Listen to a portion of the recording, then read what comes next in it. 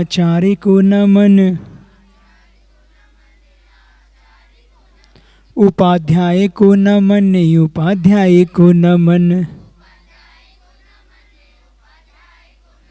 सर्व साधु को नमन, सर्व साधु को नमन।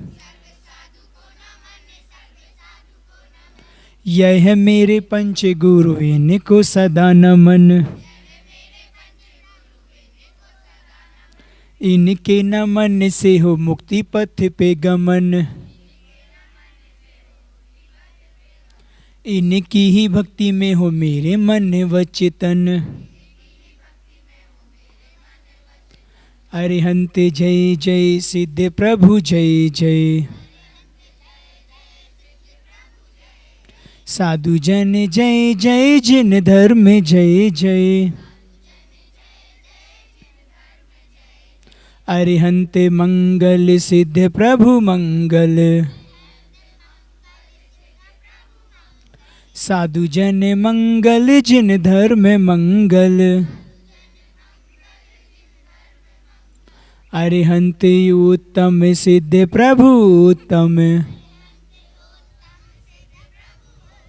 साधु जन उत्तम, जिन धर्म उत्तम। अरिहंत शरणा, सिद्ध प्रभु शरणा। साधु जन शरणा, जिन धर्म शरणा। चार शरण अघ हरण जगत में, और न शरणा हितकारी। जो जन ग्रहण करे वे होते, अजर अमर पद के धारी। नमस्कार श्री अरिहंतों को, नमस्कार श्री सिद्धों को। आचार्यों को, उपाध्यायों को। सर्वलोक के संतों को, सर्वलोक के संतों को। पंच परमेष्टि भगवंतों की, वर्तमान शासन नायक भगवान महावीर स्वामी की, वर्तमान के वर्धमान हम सबके आराध्य आचार्य गुरुदेव भगवान श्री विद्यासागर जी महाराज की, पूज्य पाद स्वामी महाराज की।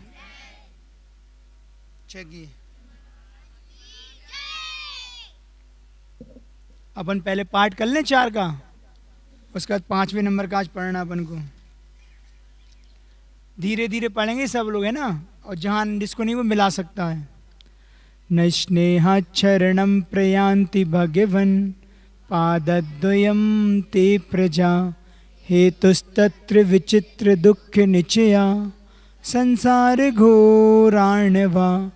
अत्यंत स्फुरदुग्र रश्मिनिकर व्याकीर्ण भूमंडलो। ग्रीष्मकारयतेन्दुपाद छलिलच, छायानुरागम रवि। क्रुद्धासी विषदष्ट दुर्जय विसज, ज्वालावली विक्रमो। विद्या विसज मंत्र तोय हवनैर, याति प्रशांतिम यथा। तद्वत्ते चरणानुराम्बुजयुगस्, स्तोत्रोन्मुखानां नृणां। विघ्नाकाय विनायकाश्च सहसा, सामन्तयो विस्मय। सुनो, अब 2 आगे हम पढ़ रहे हैं, तुम लोग सिर्फ मिलाना, क्योंकि साथ साथ पढ़ने में गलती नहीं समझ में आती, हम गलत ही पढ़ते रहते हैं। तो पहले देखना कि महाराज जी पढ़ना है तो मन में मिलाओ कि कहाँ हम गलत पढ़ते हैं या कहाँ हमसे बनता नहीं है, ठीक है ना। तीसरा देखना, अब संतप्तोत्तम कांचनक्षित, बात नहीं करते तो डिस्टर्ब होगा ना महाराज जी। संतप्तोत्तम कांचनक्षितिधरस्, श्रीस्पर्धि गौरद्युते। पुंसां तच्चरण प्रणामि करणात्, पीड़ा प्रयान्तिं क्षयम्। उद्यत भास्कर विस्फुरत् करशतप, व्याघाति निष्काशितः। नाना देह विलोचनद्युतिहरा, शीघ्रम यथा सर्वरी। आगे नहीं वाला सबको पता है, चौथा पढ़े। त्रैलोक्योश्वर भंग लब्धि विजया दत्यंत्र रौद्रात्मकान नाना जन्म शतांतरेषु पुरुषो जीवस्य संसारिणा को वा प्रस्खलति केन विधिना कालो गृदावानलान नास्याश्चेत तब पाद पद्म युगलस्तुत्यापगा वारणम। आ गया ना कि फिर से पढ़े इसको, एक बार और सुन लो, ध्यान से मिलाना। त्रैलोक्योश्वर भंग लब्धि विजया दत्यंत्र रौद्रात्मकान नाना जन्म शतांतरेषु पुरतो जीवस्य संसारिणः को वा प्रस्खलति केन विधिना कालो गृदावानलान नास्याश्चेत तब पाद पद्म युगलस स्तुत्यापगा वारणम। ठीक है ना। इसका भाव क्या था चौथे का, क्या था इसका सार, सबको पता नहीं पता चारों का कि महाराज जी आगे पढ़ा दिए, पीछे हम भूल गए। चौथे नंबर क्या था कि अनेक प्रकार के भवों में भटकते हुए संसारी प्राणी के समक्ष प्रत्येक भव में क्या काल आकर मारता है ना, काल वाले बताए हैं, मारने हेतु खड़ा रहता है, जो त्रिलोक में प्रमुख का विनाश कर, मतलब तीनों लोगों के इंद्रों का, तीन लोग के इंद्र बताए थे ना कल, उनका विनाश करके गर्व से भरा हुआ है, ऐसा काल है वह। वो कैसे अत्यंत क्रूर है और सर्वथा अजय है, उसको कोई जीत नहीं पाया तीन लोक में। लेकिन यदि आपके चरण कमल रूपी स्तुति की सरिता में, मतलब नदी में, स्तुति रूपी नदी में अगर रक्षक नहीं बनती, वो मेरी रक्षा नहीं करती, तो इस काल रूपी उग्र दावानल से, जिसको एक अग्नि की संख्या दी जंगल की, इस काल रूपी अग्नि के जंगल से इस धरती पर भला कोई हमें बचा सकता था? इस प्राणी को कोई नहीं बचा सकता था भगवान, अगर आपकी स्तुति रूपी नदी उसमें रक्षा ना करती। इतना सच का भाव था, कल 2-3 बार बताया था। अपन बार बार तो देखते तो वो आता अपन को। पांचवा पढ़े अपन, मिलाओ 5वें नंबर का। लोका लोक निरंतर प्रवितत ज्ञानेक मूर्ते विभो नाना रत्न पिनद दंड रुचरस। नाना रत्न पिनद दंड रुचिरस श्वेतात पत्तत्रय, पत्र नहीं है पत्तत्रय है ना, और तद पादद्वय पूत गीत रवतः शीघ्रम द्रवंत्या मया दर्पाद मात मृगेंद्र भीम निंदाद वन्या यथा कुंजरा। अब एक बार मिला ना। लोकालोकि निरंतर प्रवितत ज्ञाने के मूर्ते विभो नाना रत्न पिनद दंड रुचरस श्वेतांत पत्तत्रय तदपादद्वय पूत गीत रवतः शीघ्रम द्रवंत्या मया दर्पात मात मृगेंद्र भीम निनदाद वन्या यथा कुंजराः।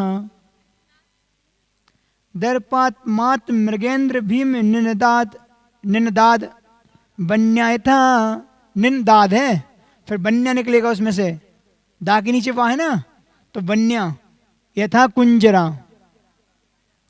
आ गया, पढ़ो एक बार तुम लोग।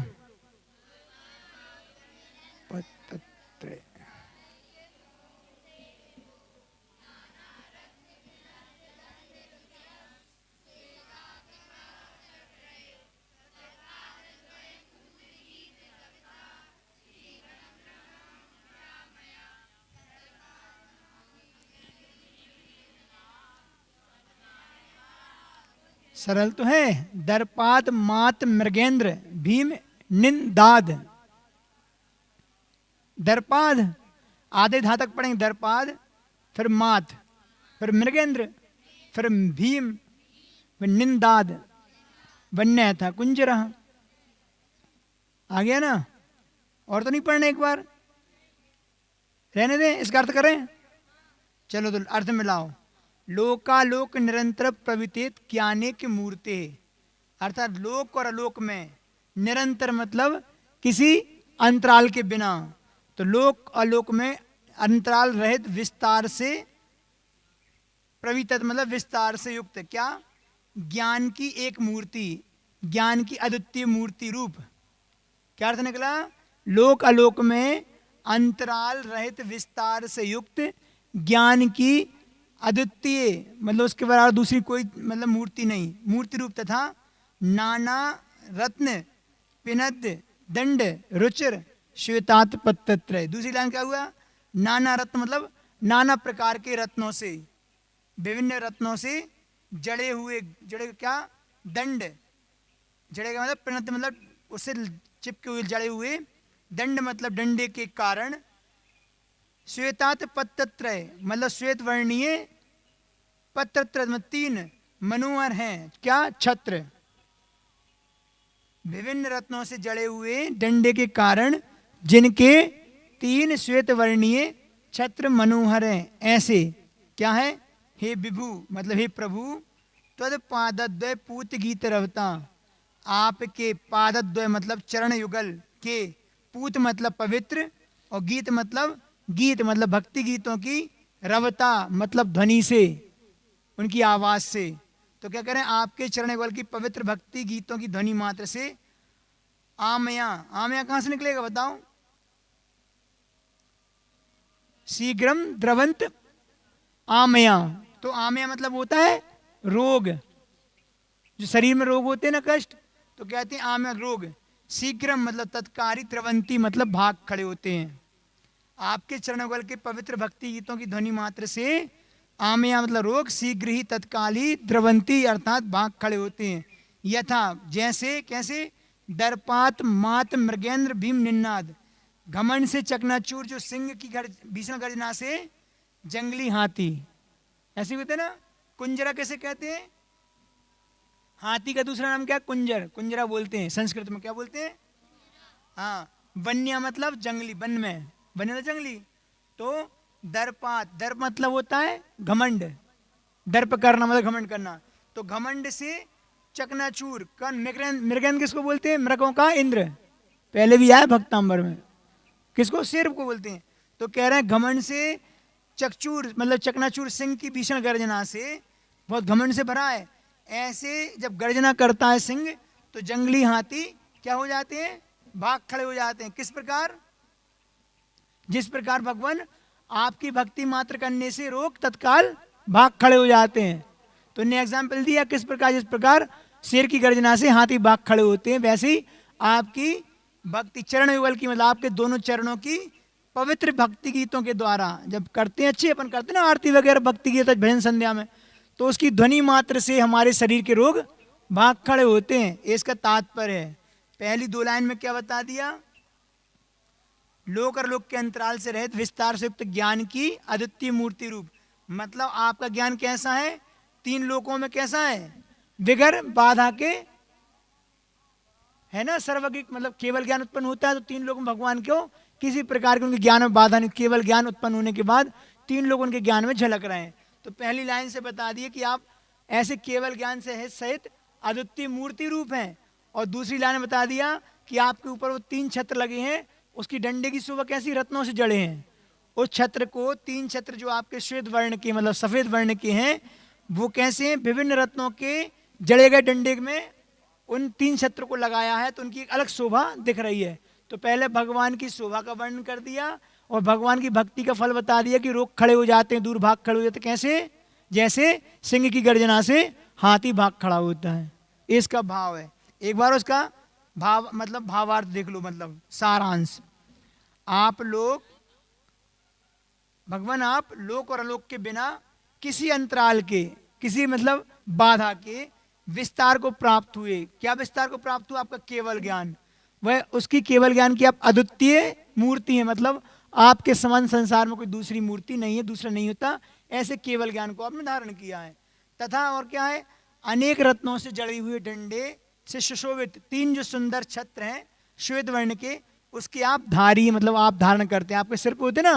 अपन डेली पढ़ते छत्तत्रयम् पढ़ते ना श्लोक, कब पढ़ते हैं? अभिषेक के बाद। तो ऐसे बताएं, ऐसे सर्व शक्तिमान कौन से भगवान की बात हो रही है? तो अपन कैसे, ऐसे सर्व शक्तियों से संपन्न शांतिनाथ भगवान, हे प्रभु, जैसे केसरी मृगराज, केसरी कैसे कहते हैं? जिनके अच्छे बाल होते हैं ना सिंह के, अच्छे झबरा जैसे बाल होते हैं केसर की तरह, तो उसको केसरी बोलते हैं। सिंह का दूसरा नाम भी केसरी है, जिसकी गर्दन पे बाल होते हैं केसर के रंग की तरह। ऐसे केसरी मृगराज, मतलब मृगों के राजा, उसकी ये भयंकर गर्जना को सुनकर बड़े बड़े हैं, हाँ मृगेंद्र बोलते हैं ना सिंह को, मृगों के राजा इंद्र। तो जंगली जो जंगल मृग होते हैं उनका इंद्र होता है। हो सकता है सिर को, मतलब होता क्या, मतलब सिंह को हिरण का मांस बहुत पसंद होता होगा, इसलिए मृगों का इंद्र बोल दिया इसको। तो कह रहे हैं जैसे केसरी मृगराज की भयंकर गर्जना को सुनकर बड़े बड़े जंगली हाथी भी तत्काल बड़े, मतलब भाग खड़े हो जाते हैं, वैसे ही आपके चरण युगल की पवित्र स्तुति की गुंजार से, मतलब उसकी स्तुति रूपी भक्ति गुंजार से भयानक रोग भी शीघ्र ही भाग खड़े हो जाते हैं। भाव समझ में आया? बहुत सरल है, उसको दिमाग में रखें तो कल भी याद रहेगा। तो अपन जब रख लें तो अच्छा है। इसका पद्यानुवाद सुन लो, बहुत अच्छा है, उसमें और भाव खुल जाएगा। अखिल विश्व में व्याप्त ज्ञानमय अद्वितीय मूर्त प्यारी, भगवान का वर्णन कर रहे हैं कि आप कैसा ज्ञान है आपका। अखिल विश्व में व्याप्त ज्ञानमय अद्वितीय मूर्त प्यारी, नाना रत्न जड़ित दंडों से सुंदर तीन छत्रधारी, तब चरणों की स्तुति की ध्वनि से रोग शीघ्र प्रस्थान करें, ज्यों दहाड़ सुन बब्बर शेर की, बब्बर शेर बोलते ना, ज्यों दहाड़ सुन बब्बर शेर की, हाथी दूर प्रयाण करें, प्रयाण मतलब भाग खड़े हो। आगे ना समझ में? इसकी इंग्लिश तो पढ़ने की आवश्यकता ही नहीं है, इतना ही पर्याप्त है ना।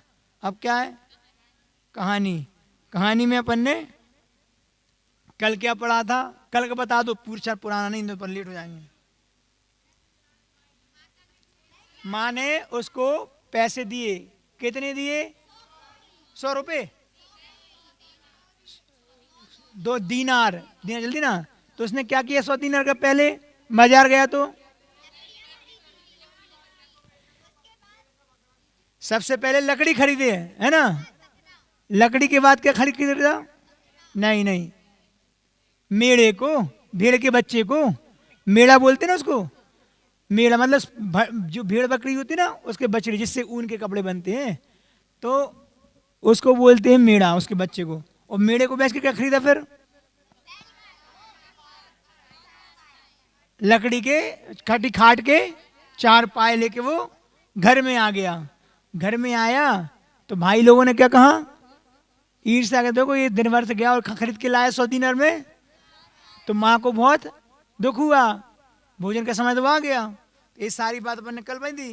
तो फिर उसने भोजन करा के, धन्य कुमार को कराकर भोजन से निवृत्त हुई। कौन हुई? माँ उसकी। अब भोजन उपरांत आगे की सुनना, भोजन के उपरांत प्रभावती। प्रभावती कौन? एक बड़े बर्तन में जल भरकर अपने ही हाथ से प्रीतिपूर्वक उस खाट के पाए को धोने लगी। अब पाए लाई, वो खाट के पे गंदे होंगे। धोने के साथ ही साथ पाए में कुछ भाग फटकर दूर जा गिरा। जैसे धो रही थी ना, तो कुछ भाग उसका पाए का, मतलब पैरों का, फट गया और दूर जाकर गिर पड़ा। और शेष भाग से कुमार को कोई अलौकिक पुण्य प्रताप से देदीप्यमान अनेक रत्न गिरने लगे। उस पाए के अंदर क्या निकला? रत्न घुसे थे। और साथ ही उसमें एक व्यवस्थित रखा हुआ पत्र भी निकलकर जमीन पर गिर पड़ा। रत्न के साथ एक पत्र भी निकल। देखो पुण्य के योग से एक कहानी पूर्व में हुई है, मतलब यथार्थ कहानी है। अपन कहते हैं ना कि पुण्य के योग से माटी में भी हाथ डालो तो सोना होता है, और जब पाप कर्म का योग होता है ना तो सोना भी माटी बन जाता है। तो इस कहानी में दोनों विवरण है। अभी अपन धन्य कुमार जो पढ़ रहे हैं ना, अभी पक्का है कि ये माटी में सोना बन रहा है इसके।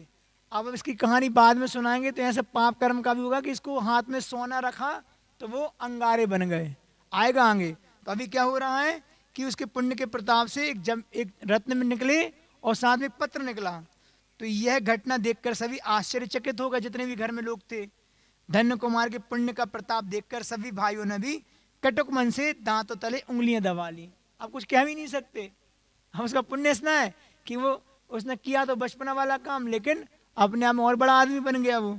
इस घटना से प्रसन्न ना होकर उनने विद्वेष की ज्वाला, और मतलब देखो जब आदमी के पास और वैभव बढ़ता है ना, तो उसके जो अपने होते हैं वो कैसे पराये हो जाते हैं, और देश के कारण क्या हो गया उसको, और उनकी ईर्ष्या भड़क उठी भाइयों की, मानो किसी ने अग्नि में घी डाल दिया।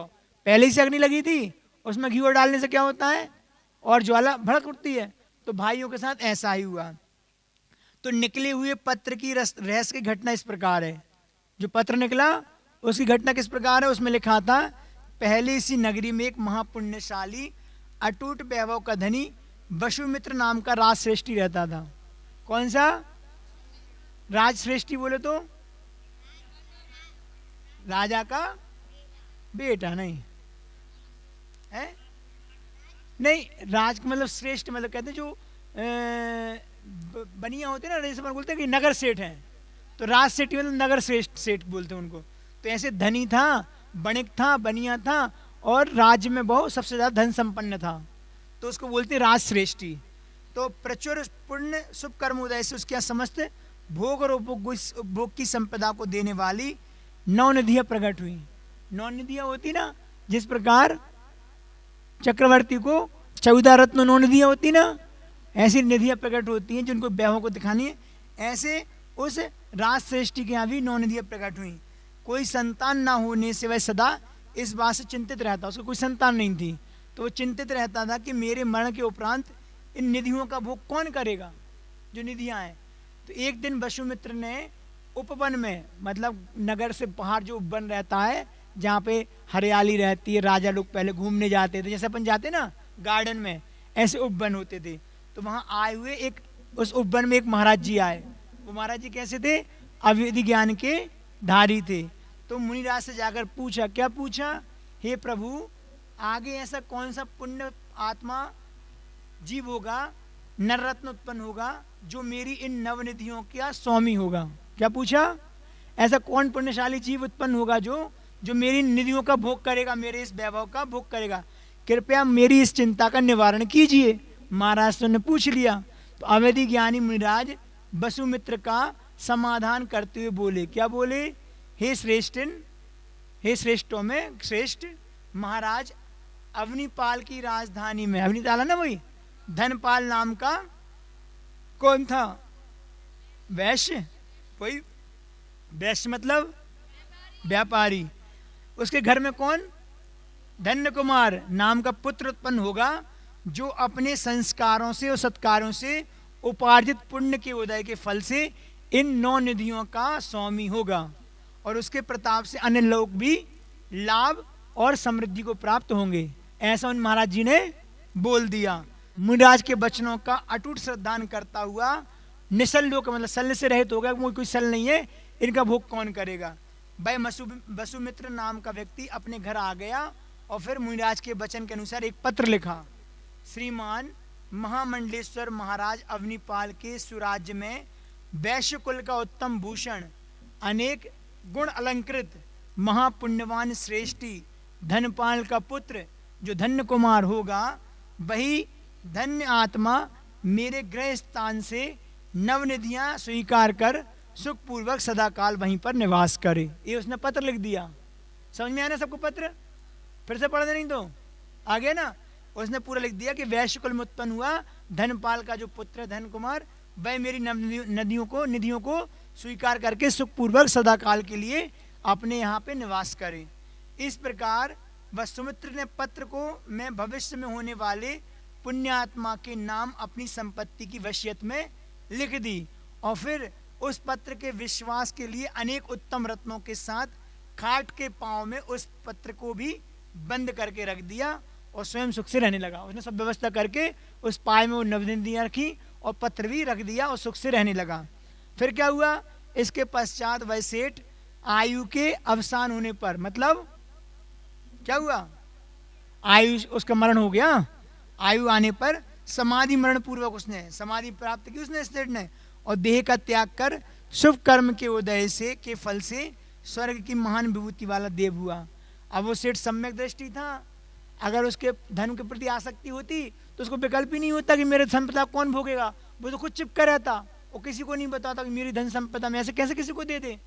तो ऐसा व्यक्ति जो मरण को प्राप्त करता है, जो अपने धन से चिपका रहता है, किसी को नहीं देता, ना दान करता है, ना भोग करता है, ना किसी को दे के जाता है, तो कहते हैं उसका मरण जब होता है तो उसका मरण बुरा होता है, अच्छा नहीं माना जाता। वो ऐसी देव पर्याय में चला जाएगा, व्यंतर आदि बन जाएगा, और फिर अपने धन में आसक्ति होने से वो उसमें कहते हैं नाक बन के बैठ गया। तो ऐसे वो उससे चिपके रहते, तो वो दूसरी पर्याय में भी किसी को हाथ नहीं लगाने देते। लेकिन सेठ सम्यक दृष्टि था, उसको चिंता थी कि मेरे तो पुत्र है नहीं है, तो इस धन संपदा कौन भोग करेगा। तो अवैधिक ज्ञान मुनिराज के माध्यम से प्राप्त किया। अब उसने उस धन को वहाँ पे व्यवस्थित करके और उसके पुण्य से उसको प्राप्त हो जाएगी। मैं तो निश्चल हो गया और समाधि पूर्वक मरण करके क्या हुआ, वह मरण को प्राप्त हो गया।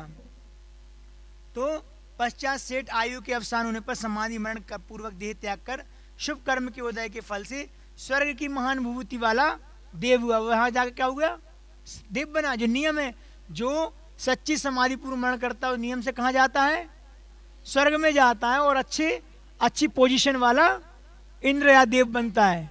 मतलब जैसे अपने यहाँ होते ना, पुण्य से कोई प्रधानमंत्री राष्ट्रपति है, कोई टाटा बिरला है, कोई अंबानी है, पुण्य से प्राप्त हुई संपदा। तो ऐसे, और आज गरीब भी दरिद्र भी देखने को मिलते हैं जिनके घर में खाने को नहीं है।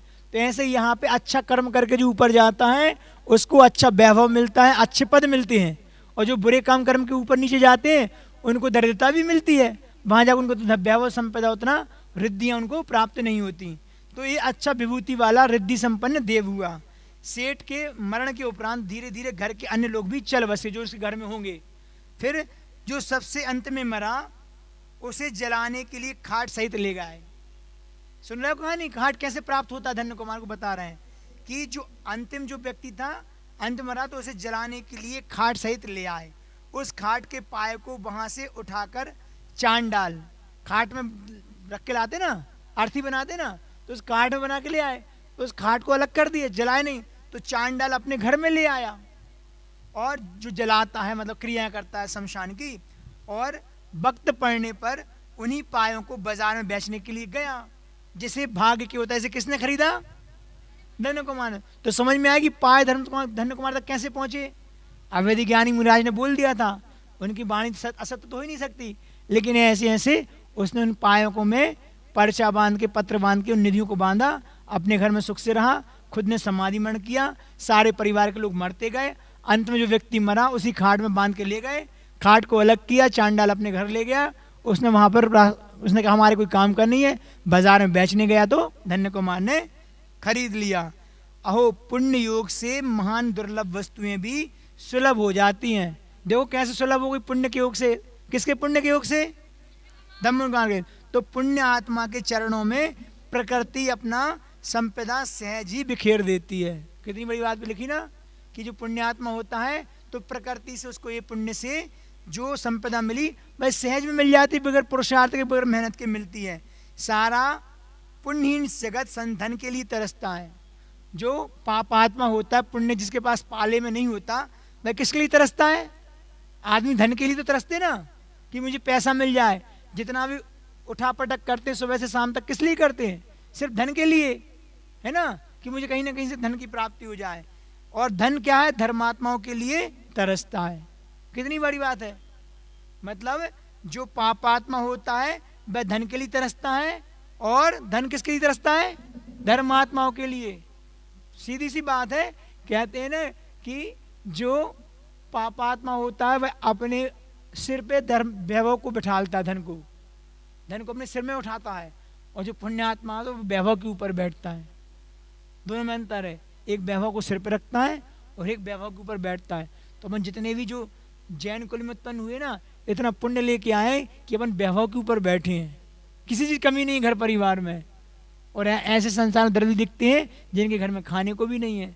तो अपन को विचार करना चाहिए कि पूर्व में अच्छा करके आए थे तो अच्छा मिला है, अगर आज अच्छा करेंगे तो भविष्य में अच्छा मिलेगा।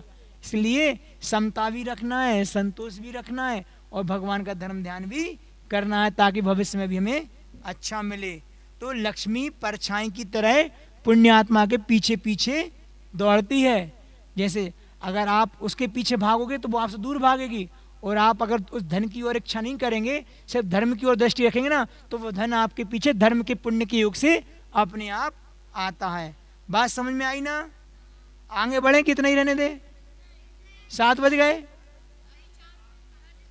सुनो, धन्य कुमार को वह पत्र पढ़कर, सुनो अब जल्दी सुनो, धन्य कुमार को वह पत्र पढ़कर बहुत प्रसन्नता हुई। वह उस पत्र को लेकर कहाँ पहुंचा, महाराज अवनीपाल के, क्योंकि उसमें नाम लिखा था, पास गया और उसे पत्र प्राप्ति का पूर्व वृत्तांत बताकर उसने उस ग्रह को प्राप्त करने की प्रार्थना की। कौन सा ग्रह, जो उस सेठ का था ना, उस ग्रह को भी प्राप्त करने की इच्छा की। महाराज ने धन्य कुमार को उस घर के अधिकारी समझकर निष्प्रय भाव से, मतलब बगैर इच्छा भाव से अनुमति प्रदान कर दी कि तुम 9 निधियां भी रखो तुम्हारे लिए और उसके घर के मालिक भी तुम ही हो। तो भाग्य के उदय से राजा की आज्ञा मिल जाने पर उसने उस ग्रह में प्रवेश किया और निश्चिंत स्थान पर जाकर देखा तो वहां अपार निधियों का खजाना, ये तो पाए में कुछ मिले थे, अब घर में तो और धन गड़ा था, तो जब घर में जाके देखा तो अपार खजाना भरा पड़ा था। उसे प्राप्त करने पर उसे अपार हर्ष हुआ, आनंद तो हुआ, क्योंकि उसको बगैर किसी मेहनत के पुरुषार्थ के अपार धन संपदा मिली, तो उसको बहुत हर्ष हुआ, आनंद उत्पन्न हुआ और वह उनका स्वामी हो गया। पश्चात उसने फिर क्या किया, उस धन का दीन दुखी गरीबों और अनाथों को यथेष्ट दान दिया। सदुपयोग कर रहा है, क्योंकि पुण्य से प्राप्त हुआ उसका, और पुण्य कैसे कमाता है, तो दीन दुखियों की सेवा में, अनाथों को देने पर और दान आदि करके, और जिनेंद्र भगवान की अर्चना में, पूजा में, भक्ति द्वारा महान क्या किया, मतलब प्रभावना करके उसने एक भगवान का अनुष्ठान करके महोत्सव कराया, बड़े बड़े विधान आदि करा के, और फिर दिनों दिन पुण्य से प्राप्त संपदा को परोपकार के कार्यों में और धर्म के अनुष्ठानों में ही लगाने लगा। धीरे धीरे उसके पवित्र गौरव की गंध सर्वत्र फैल गई। जब जो व्यक्ति दान करता है ना, तो उसका वैभव फैलता नहीं फैलता, उसका यश फैलता है कि दानी है, जहाँ जाता है धर्म के लिए, दीन दुखियों के लिए, जहाँ आवश्यकता होती परोपकार के कार्य में दान देता है, तो उसकी यश, उसकी ख्याति सब जगह फैलती रहती है। तो वो भी ख्याति का पात्र हो गए, सब धन्य कुमार को अच्छा मान लगे, दानवीर है और बहुत धर्मात्मा है। अपने कुटुंबीजनों और परिवारजनों का भी भाई अतुल स्नेह भाजन बन गया, घर परिवार में भी सब उसे प्रेम करते। इस तरह नाना प्रकार के भोगों को भोगता हुआ वह सुखपूर्वक जीवन यापन करने लगा। बात समझ में आई? अहो, यह जीव श्रेष्ठ धर्म आराधना के द्वारा पवित्र पुण्य का संपादन करके लाता है। ये पुण्य का संपादन कैसे प्राप्त हुआ, ये पुण्य कैसे बढ़ा? मतलब पूर्व में भी ये तो किया था ना, धर्म की, मतलब जिसके जीवन में धर्म होता है वह हमेशा पुण्य का भोग करता है। जो पूर्व में धर्म करके आया, अच्छा किया, तो आज पुण्य से प्राप्त वो संपदा मिली और उस संपदा का आज सदुपयोग करके धर्म ध्यान को नहीं छोड़ रहा, तो भविष्य में मिलेगी उसको वो चीज। तो यही उसके साथ हुआ कि देखो, धर्म आराधना के पुण्य से ये संपदा प्राप्त कर लेता है। वह पारलौकिक आत्मा को अतीन्द्रिय आनंद के साथ साथ सांसारिक महान विभूतियां प्राप्त करता है। वो धीरे धीरे पुण्य का सदुपयोग धर्म के क्षेत्र में करता है, तो उसको संसार के वैभव मिलते हैं और साथ साथ मोक्ष सुख की भी प्राप्ति होती है। पापी पुरुष को सहन ना हो ऐसे अनुपम सुख प्रदाता परम धन की ग्रहण करना चाहिए। मतलब सुनो, तुम लोग तो हम कल बोला था, नहीं तो कल से मत आना, तुम लोग बहुत डिस्टर्ब करते हो, है ना, हम पढ़ते हैं तो, नहीं तो कल से मत आना जो बच्चे बात करते हैं, हमने कल भी बोला था। बहुत पाप लगता है, अपन पढ़ते हैं बीच में किसी डिस्टर्ब होता है ना, तो ज्ञानावरणी कर्म का बंद होता है। हम बहुत देर से देख रहे कुछ ना कुछ बात है, तो मन तो लग ही नहीं रहा महाराज जी क्या बता रहे हैं, लग रहा है मन? अभी पूछेंगे तो कोई नहीं बताएगा आगे बैठे बच्चे। तो क्या हुआ कि पापी पुरुष जो होता है उसको धर्म सहन नहीं होता, धर्म का कोई आचरण अच्छा नहीं लगता, धर्मात्मा प्रकृति से वो क्या करता है, ईर्ष्या करता है, क्योंकि वो खुद तो कुछ करना नहीं चाहता, और जो कोई करता है तो देखो बड़े धर्मात्मा बने, अपन बोलते ना लौकिक संसार में, तो ऐसा होता है। तो उसको उस धर्म की शरण ग्रहण करने में उसे बहुत बाधा होती है। जो धर्मात्मा होता है वह ग्रहण करता है। आज अपन इतना ही रहने देते हैं इसमें, ठीक है ना? अब क्या है, छुट्टी? अरे उससे पहले अच्छी बात बतानी थी। सुनो, किससे क्या मिलता है और बढ़ता है? किससे क्या मिलता है और बढ़ता है? तो मीठे वचन से क्या मिलता है और क्या बढ़ता है? मित्रता बढ़ती है और मिलती भी है। जो मीठा बोलता है उसके 1000 मित्र होते हैं, जो कड़वा बोलता है उसको कोई दोस्त नहीं करता। तो कहते हैं मीठे वचन से मित्रता मिलती है और बढ़ती भी है। उदारता से प्रेम भी मिलता है और बढ़ता है। जो व्यक्ति उदार होता है उसको प्रेम भी करते हैं और उसका प्रेम बढ़ता भी है। और विनय से क्या मिलता है? विनय से गुण मिलते हैं एवं गुणों में विकास वृद्धि भी होती है। गुण की प्राप्ति के लिए विनय करना होता है। सामने वाले व्यक्ति के विनय करोगे ना तो उनके अंदर जो गुण है वो आपके अंदर प्राप्त हो जाएंगे। और मेहनत करने से क्या होता है? सफलता मिलती है। और दान करने से अभी बताए ना पुण्य भी बढ़ता है और यश भी मिलता है ना। पढ़ा था ना अभी, उसकी ख्याति सब में फैल जाती है। अभ्यास करने से क्या होता है? अभ्यास मतलब प्रयास करने से सफलता मिलती है। और क्या होता है? विद्या में बुद्धि बढ़ती है हमारी, 6 ऑप्शन बढ़ता है ना ज्ञान का। और पुरुषार्थ करने से क्या होता है? उद्यम करने से, कोई किसी चीज का उद्यम किया मतलब शुरुआत की, तो उससे क्या होता है? अपन ने जैसे व्यापार किया, अब व्यापार में अपन ने दुकान खोली तो अपन अपने आप पैसे आएगा क्या? अपन को उद्यम करना पड़ेगा ना, पुरुषार्थ करने का प्रयास करना पड़ेगा। उसको दुकान में माल रखना पड़ेगा, अच्छे रेट में बेचना पड़ेगा। अच्छी चीज बेचेंगे तो हमारे लिए उससे धन की वृद्धि होगी। उद्यम करने से धन की वृद्धि होती है। तो ये 5-6 चीजें आप लोग याद रखना। अब क्या भजन सुनाना है? भजन कौन सा सुनाना आज? अपन फिर से एक भावना बातें, 1 लाख हम पढ़ेंगे, 1 लाख आप लोग पढ़ना। श्रद्धा हमारी भाषा, निष्ठा हमारा नारा,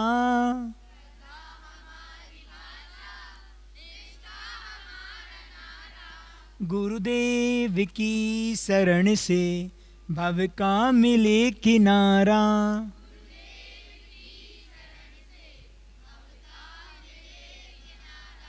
हम गुरु के शिष्य ऐसे जैसे दिए में बाती,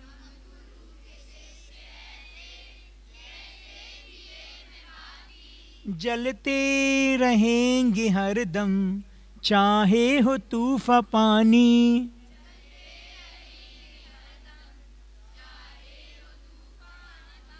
श्रद्धा हमारी भाषा, निष्ठा हमारा नारा,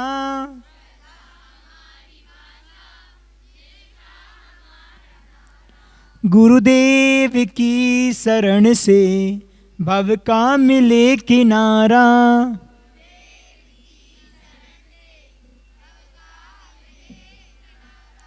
गुरु हैं हमारे ऐसे जैसे श्री वीर भगवन,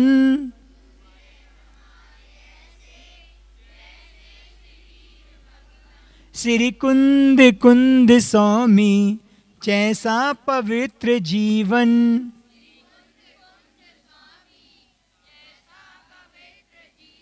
श्रद्धा हमारी भाषा, निष्ठा हमारा नारा,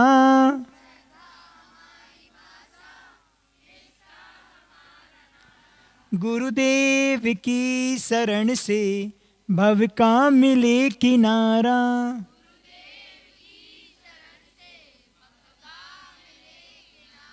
चरणों का स्पर्श पाकर हो जाती माटी मंगल,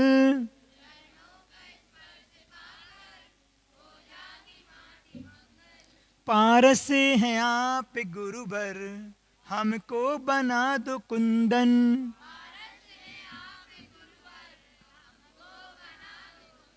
श्रद्धा हमारी भाषा, निष्ठा हमारा नारा,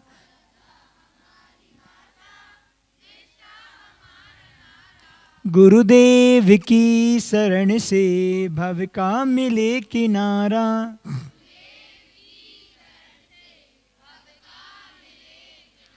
दुखियों के दुख हरने हरदम खड़े रहेंगे,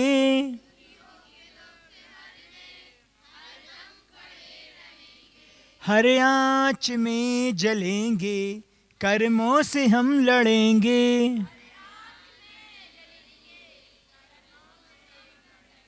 श्रद्धा हमारी भाषा, निष्ठा हमारा नारा,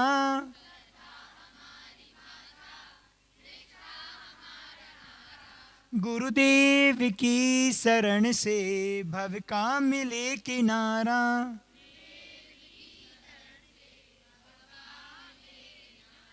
शुद्धोपयोगी गुरुवर बस एक भावना है।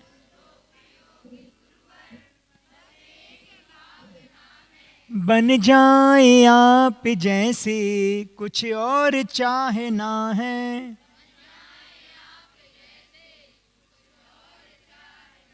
श्रद्धा हमारी भाषा, निष्ठा हमारा नारा।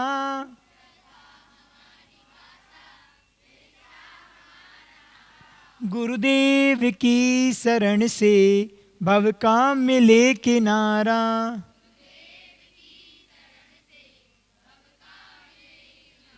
गुरुदेव भगवान श्री विद्यासागर जी महाराज की